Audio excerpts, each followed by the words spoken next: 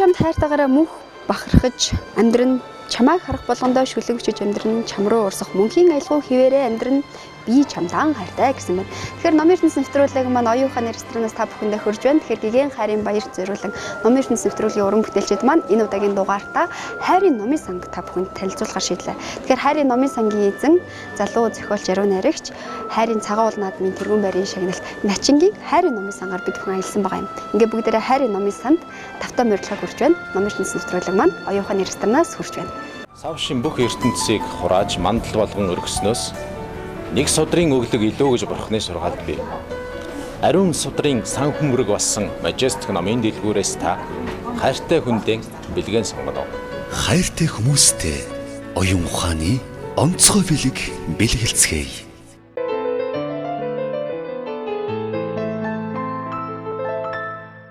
Оюун ухааны ресторанаас 7 хоног болгон шинэ номын мэдээлэл эрхэм үзэгч уушигч та бүхэндээ хүргэдэг. Тэгэхээр энэ 7 хоногт хулдаанд ирсэн байгаа шинэ номын мэдээлэлд анхаарлаа хандуулна. За эхний танилцуулах байгаа ном бол Номын ертөнцид нэгэн шинээр мэдлсэн publishing буюу Такта publishing-аас эрхлэн гаргасан аврах том далавчтай өвгөн гэсэн ном байна. За өрөнд орны шилмэл өгүүлгийн төвөр болгон энэхүү номыг бас тус publishing-аас эрхлэн гаргаж анхны хэвлэлтийн төлөвлөж байна. Тэгэхээр хөгжил дэвшил эрчээ авах хэрээр цаг хугацаа хурдаа нэмсэн энэ үед аль болох түргэн хугацаанд их мэдээлэл олоод авчих хүсэл за аль салбарт шаардлагатай болсон. За мөн уран зохиолын болоод уншигчдыг ч гэсэн энэ байдал тойроогүй. Жухамхүү энэхүү хэрэгцээ шаардлагын үндсэн дээр за хамгийн бага өгүүлэмжинд хамгийн их утга санааг багтаах боломжтой өгүүлэлгүүдийг сонгож энэхүү номонд оруулсан байна. Цаг хугацаатай уралдан бас шинэ саргыг мэдээллийг олж авахыг хүсдэг. За мэдээж хэрэг бас сонирхолтой үйл явдлыг ч гэсэн уншихыг хүсдэг эрхэм үзэгчид маань бас энэхүү өгүүллийн төвөртэй та бүхнийг танилцахыг урьж байна. Өрөнд орны бас шилмэл шигшмэл өгүүлэлгүүдийг Такта publishing-аас нэгэн дэвтэр болгон эрхэм үзэгч уншигч та бүхэндээ өргөн барьж байна. Тэгэхээр ташрам дэлгэд Такта publishing маань за Номын ертөнцид шинээр мэдлсэн шинэхэн хэвлэн газар байгаа юм шүү. За өнөөдөр манай орчуулагчдын үйлдэлээс оролдоонд оролцсон одоо залуу орчуулагчдын бүтээлүүдээр сонгодог өгүүлгийн дээд 2 гэсэн юм номыг 2 дахь жилдээ эрхлэн гаргаад уншигчдын хүртэл болгоход бэлэн болоод байна. Тэгээ энэ оролдооныг бид нар өнгөрсөн жилийн зунаас намрын хугацаанд улирал орчим хугацаанд зарлаад дөнгөө гаргасан нийтдээ нэг 30 гаруй залуу орчуулагчид өөрийнхөө бүтээлийг ирүүлснээс одоо энэхүү номонд одоо шаардлага хангасан нийт 19 орчуулагчийн 29 өгүүлгийг нийтэлсэн байгаа. За хамгийн гол нь бид нар найруулга одоо эхлэл дээр яаж зөв зөвтэй орчуулсан байна гэдэг талаас нь харгалзаж уралдааныхаа тухай үед гаргаж ирсэн. Уг номонд орсон бүтээлүүдийг бас нэлээд чамбаа өгсгий алдаа найруулгыг засч янзалж ингэж имхлэн гаргасан юм аа. Сонгодог өгүүллийн дээжс гэдэг номонд Оросын алдарт зохиолч Антон Павлович Чеховын салхилсан гэдэг өгүүлбэрээр оролцсон. Энэ жил анх удаага энэ оролдоонд оролцож байна. Тэгээд оролцоод миний өгүүлдэг энэ номонд шалгараад орсонд маш их баяртай байна. Маш их сэтгэл хөдлөж байна. Сонгодог өгүүлгийн дээжс энэ ном бол зөвхөн одоо ном чигээрээ уншигчдаа одоо хүрэхээс гадна Монголын үндэсний олон нийтийн ар айдын дэлхийн уран зохиол нэвтрүүлгээр бас товрол болж хүрдэг. Монгол даяар одоо хүрдэг гэж ингэж хэлж болно. За эндээс бол дандаа дэлхийн сонгодгууд, Нобелийн шагналтнуудын өгүүлбэрүүд хүрдэг. За энэ нь манай хөдөөгийн сонсогчдод уран зохиолын хорхойтнуудад бол үнэхээр сайхан одоо ийм бэлэг болдго юм аа. За тэрнээс гадна улирал ба зохиолч гэж ийм уран зохиолын шин сэтгүүл гарсныг манай уншигчид, үзэгчид болон мэддэг болсон. За энэ сэтгүүл бол 2014 онд 4 дугаар гарсан улирал бол гардаг ийм сэтгүүл. Энэ дугаарыг маань нэгэн удаагийн дэлхийн сонгодог бүтээлийн цамирлгаар бол манай энэ Монголын орчуулагчдын эвлэлийн сонгодог өгүүлгийн дээжс 1-р номын одоо шилдэг өгүүлбэрүүдээс бүрдсэн. Тэгээд манай уншигчдаас бол энэ улирал ба зохиол сэтгүүлийн газар ирсэн захидалд бол тэгээд дэлхийн сонгодог бүтээлийг бидэнд ингэж одоо хүргэж байгаад баяртай байна гэсэн. Тэгээд цаашдаа энэ сэтгүүлийнхаа шинэ дугааруудаар энэ залуу орчуулагчдынхаа одоо энэ шилдэг бүтээлийг хүргэнэ гэж ингэж бодож байгаа. За би Монголын орчуулагчдын хөвлөөс зохион байгуулж байгаа сонгодог өгүүлгийн дээж сонгодог өгүүлэг шалгаруулах орчуулгын уралдаанд 2 дахь жилдээ оролцож байна. Эхний жилд оролцохдоо болохоор Америкийн зохиолч Селлинджерийн өгүүлгийг орчуулж байсан. Тэгээд тухайн үед миний өгүүлэг бас сонгодог өгүүлгийн дээж номонд багтсан тул би их урамшаад энэ удаад дахиад өгүүлэг орчуулж үзэхээр шийдээд 2 өгүүлэг орчуулад орчуулагчдын хөвлөлтөд илгээсэн байгаа. Тэгээд илгээсэн өгүүлбэрүүд манаас энэ удаагийн уралдаанд шалгараад сонгодог өгүүлгийн дээж номонд багтсанд их баяртай байна. Хэрвээ таны амьдрал бүх боломжоор дүүрэн байсан бол та ямар байх байсан бэ? Энэ асуултыг та бүхнээс энэ номоор дамжуулан асууж байна. Тэгэхээр хязгааргүй амьдрал буюу Ник Вуяжичийн өөрийнхөө амьдралын тухай бас өгүүлж байгаа сонирхолтой номыг та бүхэндээ төлөвлөж байна. Энэ номыг Ерөөлийн суваг хэвлэн газраас эрхлэн гарган эрхэм үзэгчдүүшигч та бүхний гарт хүргэж байгаа юм. Тэгэхээр төрөлхийн гар хөлгүй Ник өөрийн зовлон бэрхшээлийг даван туулж бие даасан элбэг хангалуун зорилгоор дуран гайхамшигтай сайхан амьдарч жинхэнэ аз жаргалыг хайсан бүхэнд үлгэр дуурайл болсоор байгааг энэ ном өгүүлэх юм. Тэгэхээр энэ ном Majestic номын дэлгүүрт шинээр ирсэн байна. Эрхэм үзэгчдүүшигч та бүхнийг энэ номтой танилцахыг урьж байна. За боловч судар хэвлэн газраас энэ 7 хоногт New York Times сонины бестселлер болсон. Шилдэг зохиолчийн шагналт Джон Грины хамгийн алдартай олон сэтгэлд хүрсэн сэтгэл хөдлөм амьдрал болон хайрын эмгэнэлт дүр зургийг харуулсан гайхалтай зохиол буюу бидний алдаа ном орчуулагдан та бүхний гар дээр хурж байна. Тэгэхээр энэ номонд Хазел хэмээх охины тухай өгүүлэн. Тэгэхээр эмийн үйлчлэлээр одоо хавдрын ургалтанд зогсож хэдэн жил амьдрах боломжтой болсон Хазел охин хорт хавдрын эцсийн шатанд очсныг эс тооцвол аюулн төрхөн зур намдна. Гэвч Аугуст Уотерс гэгч хүүтэй хорт хавдартай хүүхдүүдийг дэмжих бүлэгт тааралдаж хувь заяагаараа холбогдсноор Хейзелийн амьдрал дахин шинээр эхэлдэг. Энгийн хэрнээ сэтгэл догдлуулсан эр зэрэг сэтгэлийн тэнхээтэй дөрүүд нь ирэх биш уншигч танд нэгийг бодуулж хоёрыг сануулах үзье. За энэ ном Majestic номын дэлгүүр шинээрсэн байна. За ингээд улсын дэлгүүрийн 6 давхар Majestic номын дэлгүүрээс энэ 7 хоногт ирсэн байгаа шинэ номын мэдээллийг хүргэлээ. Дэлгэрэнгүй мэдээллийг авч эдгээр номтой танилцах хүсч байвал та бүхэн оюун ухааны ресторан Majestic номын дэлгүүрийг зорж ирээрэй. Монголд минь гайхалтай юм боломжтой. Түүний нэг нь Majestic дэлгүүр мөнөөс мөн далайн төрлөг мэт их ном давлгаалж байна шүү. Даруй түргэн ирж дээдийн бэлэг номоо авцгаа. Хайртай хүмүүстэй оюун ухааны онцгой бэлэг бэлгэлцгээе. За номын ертөнц нэвтрүүлэг элит номын сан болыг хэлж байна. Тэгэхээр энэ удаагийн дугаарын зочин Монголын зохиолчдын хэвлэлийн гишүүн хайрын цагаан уул наадмын тэргүүн барийн шагналт залуу яруу найрагч Начингийн номын санд хүрэлцэн ирсэн байна.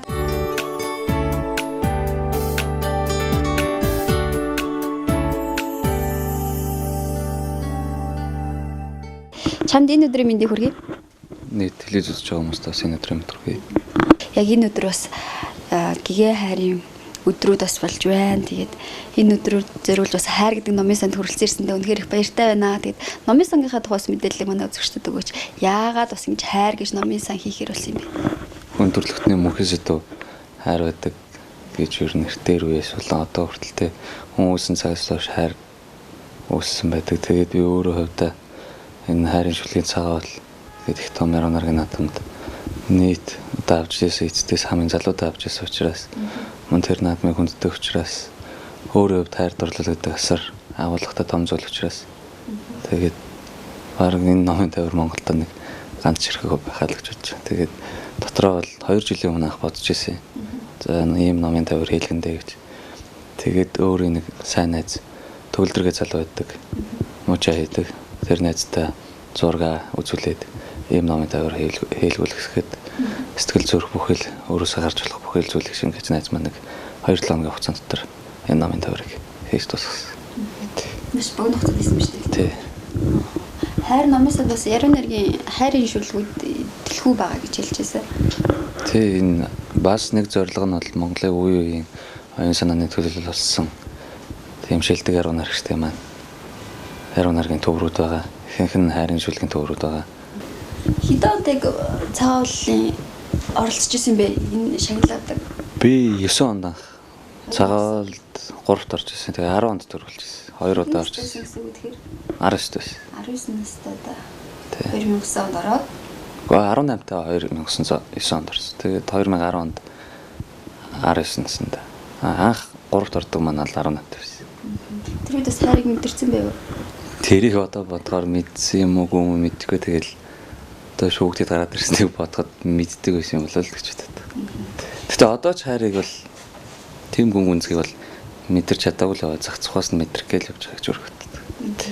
Гэтэ хайрыг ямар ч гэсэн тийм гэгээн сайхнаар бодож төсөөлдөг болоод ийм сайхан номын сан, ийм сайхан номнуудыг цуглуулсан юм болов гэж боддог шүү дээ.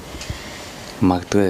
Гэтэ энэ ер нь хайрыг дотор сэтгэлээ мариун байлгахыг бол яруу найргийн ертөнцид орж ирснээс хойш яруу найргийн баал шимээс өчөөхнөх ч гэсэн амсны хувьд л те энэ яруу найргаас л үүдгэлтэй зүйл гэж би одоо боддог. Дурламтгай юу? Одоо бол ер нь бол дурладаг гэж бодлоо ярихгүй л те дурладаг нэг бас зүрээсэн шүү дээ. Ер нь ч гоо сайхныг дэлхийг гоо сайхан аварна илүү нэг тийм үг байдаг та. Сайн сайхныг харж эмхтэй хүний гоё сайхныг харж чадж ийн гэдэг бол энэ уран бүтээлч нар зайсан. Асар том авшиг бурхнаас өгсөн бэлгэн болов гэж боддог. Тухайн үеийн энэ би нэг дөр хүртэл өччихсэн. Энэ гэхдээ болсон бодит явдлаас үзүүлж тийм ээ. Зүгээр тийм нэг гин хайр дурлал нэг өглөө 8 цагийн ихний парт ачаалтаа суух гал гандангийн хотлоос том автобусын дотор чигцэлтэл орсон. Тэнгисгэн театр хүртэл явхад нэг тийм сайхан гоо сайхны өмнө харц бороогүй гэдэг шиг айгүй сайхан эмхтэн явж исэн. Тэгээл дуурахгүй байгаа ч гэсэндээ тий. Дуурыг гэж зориг өрдөг. Тэгсэр хөтл тэнгисийн урд хаалгангоод манай хүн буугаа авцсан. Тэгэл цаашаага хичээлдээ орсон. Хичээлд орохдоо лекц хийсэн байхгүй юм шиг хэлсэн. Түүхэн бол. Автобусын дараа сэтгэлийн хичээлээ хаад нэг бодол хамт явах болов.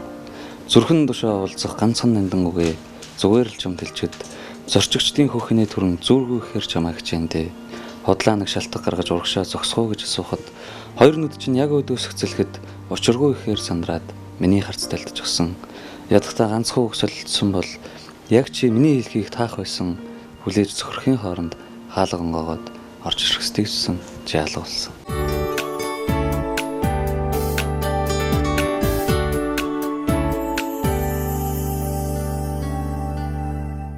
Уг нь сэтгүүлд мөрөжилтэй тий. Начин юм гэж ер нь химбэ бас өөрийнхөө тухаас манай үзэгчдэд мэдээлэл өгч байна. Энэ хүм болгоны сэрхүүд яруу найраг гэдэг гэж энэ хэл бичгийн ухааны доктор Бүрхүүгийн Батхойг сайн нэг ярилцлаган дээр өгсөн байдаг. Батхойг хаяг хөндлөж явдаг. Хоёр таахаа цагаасаа бас зохиол бүтээлд дурлаж өөрт нь шав орж явж байсан. Тэгээд би бол Улаанбаатар хотын унган иргэн. Гэтэ хөдөө Хэнт аймгийн Баян мөксөмд бол Багнаас өнгөрөөс. Багнаас маань их гоё дурсамж дуртатгалтай өнгөрсөн учраас их олон сайхан боорлуудын хажууд өнгөрсөн учраас энэ шүлэг бүтээлтэй байгальтай их ор учраас шүлэг бүтээлтэй их ор энэ чанаас гарч чадахгүй болсон юм удаа гэж өөрийгөө хувьдаа боддог. Сэтгүүл зүйн чиглэлээр бол 2008-аас 12 оны хооронд их сургуулийн сэтгүүл зангахт өгсөн. Одоо гэрэл зургийн миний сайхан орон гэдэг компанид менежер хийгээ явж байгаа. Ер нь бол гэр бүлийн бизнес гэсэн. Тэгээд гэр бүлийнхэн маань гэрэл зурагч хүн одоо нийт 24 жил Монголын гэрэл зурагч зүтгэж байгаа. Байгалийн гэрэл зураг авдаг тийм хүн байдаг. Гэр бүлийнхэн маань бүгдээр их дэмждэг юм. Манай өөр гэрэл зурагч хүн, ээж маань одоо баг дүүг маань харж байна. Хуваараа бизнес эрхэлдэг хүн. Дунтлын охин дүү маань бол Сошин уран зургийн ангийг 4 жил төгсөө одоо магистрантад явж байгаа. Тийм бясалгагч, явагч, тийм төрлийн хүн. Тэр бүлэрэл тийм хүмүүс шүү дээ. Тийм учраас их сайн ойлгодог, их дэмжиж тусалж урам зориг өгдөг гэх үү те. Тэгээ аав ээж хоёртой бол их баярлж өгдөг. Сайхан дэмжиж тусалж өгдөг учраас ялангуяа аав бол өөрөө бас гэрэл зураг авдаг. Хувь уран бүтээлч хүний зүгээс бол заримдаа шүлэг бүтээлд мань те. Ингүүл яах вэ, тэгвэл яах вэ гэж завар зөвлөгөө өгдөг. Аав хоёрын хамтарсан уран бүтээлээр нь гарч болохоор юм шиг санагдаад юм гоё зурган дээр шүлэгч ээжиг тийм. Тийм болно. Ер нь орон эрдэнэ төр болохгүй юм гэж байдгүй гэж боддог. Аавч бас тэгж сургадаг. Болохгүй юм гэж юм болохгүй байна, ийм байна, тийм байна гэж бүү ярьж болгоно бүтээн гэж ярьж байгаад. Тааж бас их сайхан санаа хэллээ. Бас бодож л байсан л да. Тэгтээ ер нь ойрын хугацаанд хэрэгжүүлэх ажлынхаа данал оруулах гэж дотроо сая бодлоо. Чиний яг 3 ширхэг номын үр дээр байна л та. Тэ шин үнэр, сэтгэлийн хийц, за зүрх зүсэгдэх чимээ гэдэг. Тэгээ хамгийн айхтар нэртэй бөгөөд хамгийн анхны ном бас. Хүний одоо юу гэдэг хамгийн мартагдчихгүй бас хамгийн сэтгэл догдолдог хамгийн их бас нэг тийм хүлээж идэг нэг юм сайхан ном байдаг те. Зүрх зүсэгдэх чимээ гэдэг бас номынхаа тухайс манай үзэгчдэд ярьж өгөөч. Яагаад зүрх зүсэгдэх чимээ гэж? 10 онд гэдэг чинь одоос 5 жилийн өмнө их сургуулийн 3 дугаар курс тогтоо гаргаж байсан. Тухайн үед анхны юм бүх алдаад байдаг. Одоо харахад бас зарим талаараа хэцэтгэлтэй. Бас өөр гайхамшигтай яруу нарагчтай анхны төвөрмөрийг гаргаж яхад ч юм уу. Тэгээд бүхэл юм алдаатай байдаг учраас тэгтээ их гэгэн байдаг учраас энэ номыг гарсны дараа өөрийгөө цэвэрлсэн л гэж боддог. Дотоод уран бүтээлтэй тий. Муугаа гаргаж тий одоо сайн сайхны төлөө тэмүүлнэ гэдэг ч юм уу. Тэгтээ нэг их голоод байх зүйл сэтгэлд мөн төрдөг ч гэсэндээ нэргээд бодоход их дурсамж дуртагдал энэ их сургуулийн ангид багтаа оюутан ах үзэгтэй дурлаж хайрлаж тий. Тэгээд тийм нэг дэврэн хөөрөө тийм насанд гаргасан учраас дуртай байдаг. Угаасаа үе үед л тэгж ирсэн. Ер нь яруу нарагчд тийм ээ. Гүн дотгош байгаа ер нь л чимээг хүмүүс шүү дээ. Их хэмзэг мэдрэмтгий хүмүүс. Ер нь тийм цөөхөн тооны тэгтээ чамбай яг шудраг өөрийн шөөмжлээд хэлждэг. Тийм л уншигчтай байхыг баримталдаг да. Энэ шүлгүүдийг бол ерөнхийдөө бол нөгөө баавгийн логсронгаа хэлдэг шиг шүлгүүч нэгдэг бол бодол ханах цаг гэж хэлсэн байдаг. Онгод боох энтер гэдэг бол бодол ханах цаг. Энийг битсэн хугацаагаар бодоход бол энд 80 гаруй шүлэг өгдөг. Энийг 1 сарын дотор л бичсэн. Тэгээ яг тэр үед бол бодол зэгцэрсэн. Бичээд амарлсан гэж яг тэр хугацаанд эртээ хүчтэй орж ирэхийг мэдэрсэн гэхүүтэй нэг үгстэй тэгэл болгосон. Яг энэ номонд бол нэг их одоо голоод харамсаад байдаг зүйл байхгүй. Хоорондоо холбоотой инжин хэлхээтэй тий сайн шүлгүүдэд шигшиж ирсэн. Сүүлд хэлвчгийн ухааны доктор Бүрхүүгийн Батгойг эсрэг цаг 2 гэдэг шүүмж судлалынхаа ном дээр энэ номны талаар шүүмж бичсэн байсан л та. Гэхдээ шүүмжийг бол айгүй эрг талаар нь бичсэн байсан, доромсуулсан. Энэ номыг уншсанаар 8-тай татгарч 3-таа гуниглана гэж. Тэгээд энэ сэтгэлийн эзэн ном сайн хүмүүст хүрснээс гадна гарснаас хойш одоо жил хагас хугацаа өнгөрч байна. Энэ хугацаанд дуусны дараа хүмүүс дахиж хөвлөж гэж хүсэж байгаа уншигчдын хувьд энэ 3 сарын эх 3 сард дахиж хөвлөх бодол бол байна.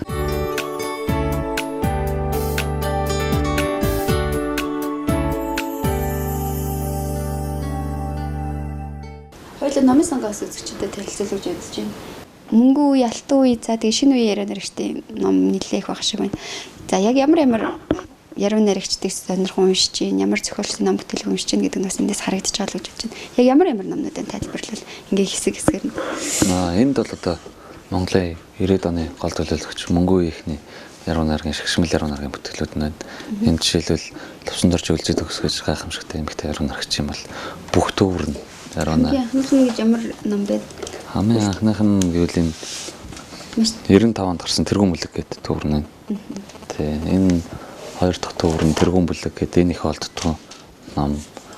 Тэ яруу найргийнх нь бүх төвөр нь гэдэг энэ ганцаардлын дасгал байна. Миний үнийг түүх гэдэг ном нь байна. Ер нь яруу найргаар 6 төвөр, хөрнөл зохиолоор 3 төвөр гаргасан нийт 9 номтой л юм билээ. Үлзэрэгчийг уншаад судлахад аюур ахын хөрнөл зохиолыг унших дуртай энд байна. Тэгээд шүтэж өвдөг яруу найрагч гэх юм бол очротын ташаалаар агсан байна. Очротын ташаалаар агсны бүх номны ном. Бүх яруу найргийн төвөр энэ одтой айлгуу байна. Гол ус намын хоорсон, гэрэл тайр, зүудний мөнгөн шувуу, бурхны мэлмээ, гэгээ ари айлгуу. Энэ номыг охин нь эндрагч өгч ирсэн. Тэгээ цаг хугацааны гуниг буюу орон зайтах төрсүүд гэдэг ном байна. Энэ хамгийн сүүлд гарч ирсэн оюун санааны яруу найраг гэдэг. Ингээд нийтдээ яруу найргийн 8 төвөр. Яг Зөвхөн яруу найргийн сонгож авч байна тий. Тий, яруу найргийн сонгож. Эсэний бас нэг юм шар авцтай 5 цуврал ном байдаг гэж дуулсан. Би зүгээр л цацхаас нарж ирсэн. Тэрийг одоо олох гол хичээж л байгаа. Дахиж хэвлэнэ гэд хүн ярьж байсан Ганбаатарх. Дахиж хэвлэх юм бол саавь гэж бодож байгаа. Тий. За энд галсан сүхий ном баг шиг байна. Тий, энд галсан сүхий 90-ад оны гол төлөвчдийн нэг пост модерн командлагч гэдэг яруу найрагчдын донд яригддаг. Монголын яруу найргийг бас өөрчилж шинжилт хийсэн том яруу найрагч гэж боддог. Бас эсрэг хөндлөж явдаг. Энэ бас анхных нь биш. Анхных нь Бурхан нөгөө нэг шалтан зурагтай хүн судлал гэдэг ном нь. Энэ хамгийн сүүлд шүлгүүдэд баталсан бурхан талх зөвлөгөө байна. Энэ нөгөө алтууд авч исэн яруу найргийн шинжилгээний төлөөх 100 жилийн дан гэдэг ном нь байна. Энэ пост модерн дөрвөлрэл гэдэг яруу найргийн төвөр нь. Энэ бурхан талх зөвлөгөөгээд өөр уншсан нийт 71 шүлгтэй CD.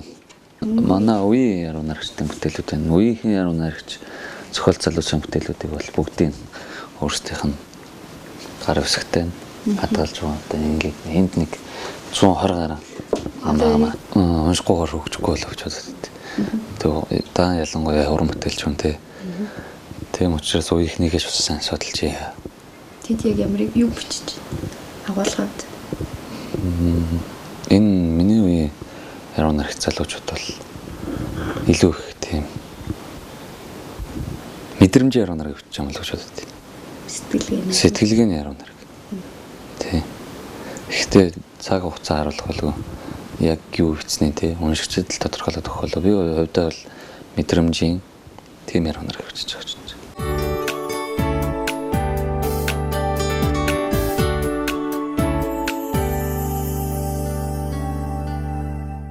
13 оны 6 сард өөрийнхөө уран бүтээлтч гэдэг юм уу те мэлминүүдээ нээх гэж одоо Москва бол яруу найраглах хот гэж аяар галсан сухын ахын номны өмнөх хөгжигтэй бичсэн байдаг. Тэнчнээс улбалаад ер нь ч бас Монголын үеийн сайн яруу найрагч шүү дээ те залуу насныхаа дуу тэр Орсын Москва хотод үлдээсэн байдаг. Ихэнх нь Горкиг төгссөн байдаг ч юм уу те сурахгүй маа гэхэд ядаад яваад үзчихье гэж бодоод Санктаас авсан Орос хэл дээрх яруу найрагчдын ном л та. Хэзээ нэгэн цагтаас уншиж сурах юм бол Орос хэл дээр нэг хэл дээр нэг Ахматоваг, Марина Цветаеваг, Пушкин уншихсан гэж мөрөгддөг учраас эцэг нэгтээ бас мөрөдөл биелгүй. Гэхдээ чирээд аваад ирсэн. Тий. Бас дурсгал болгоод ч гэдэг юм уу те. Ардан сар марын бичсэн авс өдрийнхаа. Тэгээд ингэс. Тэгээ энд одоо бүтээх үнзүү тогтол гэж ном байна. Уран бүтээлч хүмүүст бол асар их. Тий. Миний бол ширээний ном санагддаг. Энэ Гомжовын Миндояхын Алтан гэдэг ном байна. Манай өвгд эцүүд бүгд Алтан оны хүмүүс байдаг Сүхбаатарын дарган хүмүүс. Тэгээ өвгд эцээгээ судалж энэ Алтан өвг уншсан. Асар их таалагддаг. Бас ширээний ном маань нэг хамгийн сүүлд уншсан ном бол энэ Гигантен гэдэг Данзаравжагийн талаар. Уншлаа. Тийм Данзаравжаа ямар хүн байсан? Юу хийж байсан те бясалгалын талаар мөн тэр Дорновын нутаг хорны оолос амтан хүн ардын зам байдлын талаар суралж ирсэн юм. Бодит байдлаас идэвсээр маань гэсэн. Хүний дээр хамгийн үзэж болох уу? Болно. Дандаа шүлэг байгаа сте тийм дандаа шүлэг. Удахгүй гарах номонд орсон шүлгүүд.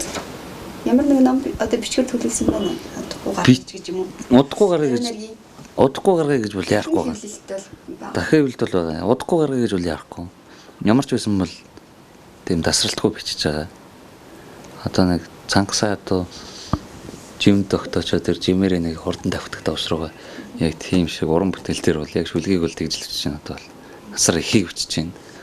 Бас тэр ирлэхийг л арай өөр илэрхийлэх гэдэг ч юм уу те өөр өөрийгөө эвдсэн тийм яруу найраг нэг харамаар сагддаг.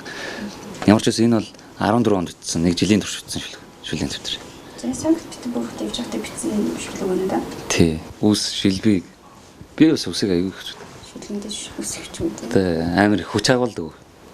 Үсээр дамжуул нөгөө энерги мэдээлэлэрдэг гэдэг утгаараа. Тий. Үсийг хөвчлээ. Үгүй тэгж бодохгүйсэн ч гэсэн өөр ороод ирж байгаа юм шиг. Амар хордог. Сэтгэл минь хой хойроо. Уруул минь ч мөн адил хой хойроо.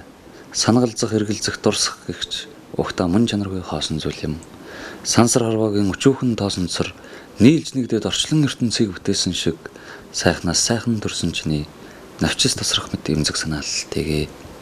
Нэгэн хэмээр зэрэг шууган, нэгэн хэмээр зэрэг дүнсийн уулын ингэрвэлийн сайлхан ухта чамруу ярах миний зүуч шиг нэн доргомсохоор дээр зэлэгч тэнгэрийн үйлсийг ярьж борооруулгасан үсэнд чин үнрийг нь үүр чингээж нартын дор мөрийг тэндэрлэж зүрмэлгсэн шууд жирэх нэр бусын тохиол учрал баярын дуудлага гэлтэй шууган довтлох он цагийн өвгөн хөгсөлөх ертөн цэвэлгэх хөхний чинь хос салтан төвчгэлтэй жирэл зөн өнгөрөх цаг хугацаа хос тоогрооны цам харьяах мөч жирийн өгүүлэмжтэй чамд гарч гэлсэн мөрүүд хайранд чинүүл гүйдүүлнэ ойсох мөчүүд нэг нэгээр нисэн ирж хүмүүний утгаар талын гүн чингэн ухта чийл амьдарч болохоор хаварцаг дотоос тодоршин ингэсэг сормоосонд чин сар шогшин мандаж ижи чин залуу насаа чамаас харж байлна эгчи ёсоор охин дүүдэ төлсамаа бэлгэлээд энэ ертөнцөд хизээ нэгтэй чи хэн нэг өгүүлэхэр одно тал тэнцэж ядах нэл хөвсмэд дуруулд чин нар нулимсаа арчиж гол мөрдийн долгион дуусна там дэважин амьдралын хүрдээ салхин нэцлүүлж намун хорвоо надаас гадагшилж чам чингнэ.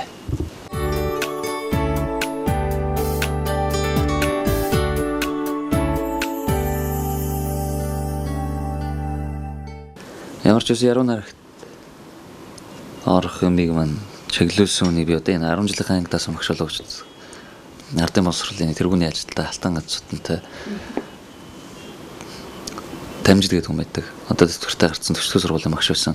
Түүхийн багш. Тэгээ шавнар нэг сайн сайхан явдаг. Тэр багш маань 7 дугаар ангид ордог жил нийт параллел 7 дугаар ангийн хүүхдүүдийн хооронд эх орны тухай сэдвтэй эссе бичлэгийн уралдаан зарласан. Тэр эссе бичлэгийн уралдаан нь 500 хүүхдтэй илүү дээ. Тэр 500 хүүг надад айгүй их хагцсан тоо санагтаад 7 дугаар ангид хахад. Яаж 500 хүүчнэ гэж бодоод ямар ч байсан тийм эх орны тухай юм чинь тий. Дан гэдэг гарчиг тавьж байгаа дөрөв мөр анх удаага зохиосон шүлэг маань бол дан гэдэг. Гэтэ би одоо сандгүй ямар ч байсан гарчиг нь дан байд. Тэгээд тэр дан гэдэг өгөө явуулаад нэг 100 гаруй өгүүлбэр доотлолт нь бичээд явуулсан чинь нийт 7 дугаар ангийн хүүхдүүдийн дунд тэр тэмцээнд төрүүлээд багш маань урам өгөөд. Гэтэ тэр сургууль дээр болж байгаа зүйл учраас тийм медаль, сертификат энэ төр байхгүй зүгээр төрүүлсэн шүүгээд нэг конвертт 25,000 төгрөг хийж өгөөд урамшуулад тэгээд бас ангийн хүүхдүүдэд тэлэхтэй. Тийм олон үгэнд 500 үгэнд гэхгүйгээр нэг 100 эдгээр үгэнд багтаагаад дээр нь 4 мөр тавиад тий. Энэ бол энэгээрээ бусдаас арай давмгаа сэтгэж чадж байгаа маа. Тэр ихт нь урам орсон. За тэгээд бас Начингийн бас хайрын номын сангаараа илсэн да. Баяртай байна. Залуу хүн зориггүй их оронд ирээдүггүй гэдэг тий. Зоригтой байна. Ирээдүгөө гоёор харж гин. Тэгээ бас уншин гэдэг зүйлийнхээ бас тодорхой агуулга чиглэлийг бас тодорхойлсон үнэхээр бахархууштай байна. Тэгээд уран бүтээлээс өндөр амжилтыг хүсье. Манай үзэгчдэд зориулт бас яг энэ гигэн хайрын өдөр гарч байгаа учраас нэг хайрын шүлэг хийлээд хоёлаас яриагаа өндөрлөе гэж бодож байна. За номын ертөнцийн хамт олонд тийм ээ өнөөдөр манай гэрт зочилж номын сангаар мань танилцаж бас үзэгчдэд бас энэ гигэн хайрын өдөр надтай ярилцсанд сэтгэлийн хувьд бол асар их таашаал их баяр баясгалан сэнгэлэг идлээ. Тэгээд хайрын шүлэг уншия. Толоо хайрын шүлэг үсттэй гэх л байна. Олон хайрын шүлэгтэй байгаа. Хайрын номын санд зөндөө шүлгүүд байгаа тий. Бүүдгэр тэнгэртэй өдрийн зурус гэгэнд тагтан дээрээ чи хөгжим тоглож суудаг. Бүдэг бодгон тэрл аялгууд намайг танаа гэрийн үдэнд аваадсан байдаг. Холдож чаддаг чи надаас яг л ойртож буй мэтэр, ховстож чаддаг чи намайг яг л яруу найраг мэтэр. Дөнгөж унтраасан элчээ алдаагүй лам чиний нүдэнд дасал болсон уйтгар хүнгээ өлгөж өргсөн байдаг би. Юу ч дэгтлээ их татдгийг хэлж чадахгүй мөрөөдөм нь амьсгалдаа бүдэрмэгц чи уруулаа бодод суудаг. Юуг ойлгох гэж чамаас хариу үжүүл хүлээн амьдралын дуу тойрогт үхээд л байдгаа харин хизээж ойлгохгүй би.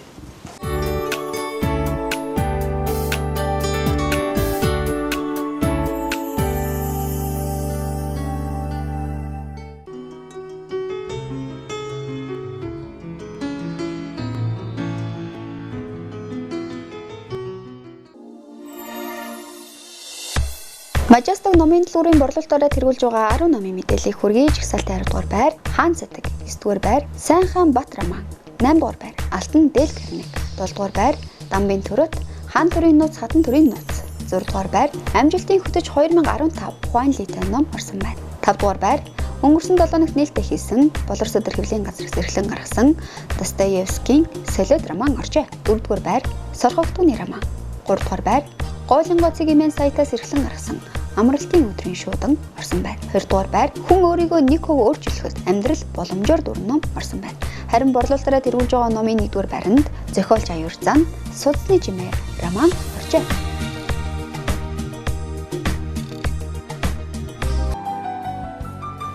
Монголд минь гайхалтай юм боломжтой. Түүний нэг нь Majestic дэлгүүр мөнөөс мөн далайн төрлөг мэт их ном давлгаалж байна шүү. Даруй төргөн ирж дээдийн бэлэг номоо авцгаа. Хайртай хүмүүстэй оюун ухааны онцгой бэлэг бэлгэлцгээе. Хамгийн сайхан үгийг хайр гэдэг. Тэгэхээр хайрын номын сангаараа илсэн энэ удаагийн аялал та бүхэнд таалагдсан гэдэгт итгэлтэй байна. Хэрвээ та хэн нэгэнд бас хайртайгаа илчлэх гэж байгаа бол ингэж хэлэхээ мартаоцай. Ингээд эх 7 өдрийнхөө яг энэ цаг мөчид эргээд уулзъя. Нэвтрүүлэг маань оюун ухааны ресторан Majestic номын төлбөрөөс хөвч өндөрлж байна. Эргээд уулзъя. Баяртай үзэгчтэй.